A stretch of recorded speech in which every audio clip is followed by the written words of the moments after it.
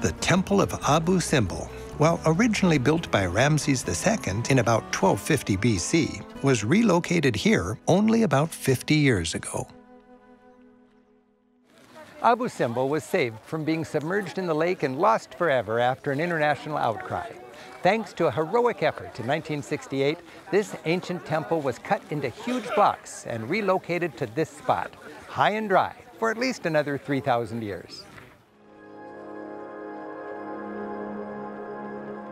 Four towering statues of the powerful pharaoh stand sentinel at the entry. Ramses' wife and some of his children, considered less important and therefore smaller in scale, are at his feet. Inside, the central hall is lined with more imposing statues of Ramses. They're surrounded by reliefs showing off his power.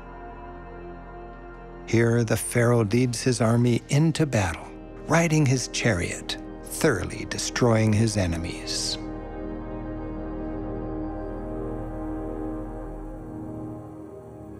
And finally, in the sacred sanctuary, Ramses assumes his place in the company of the gods.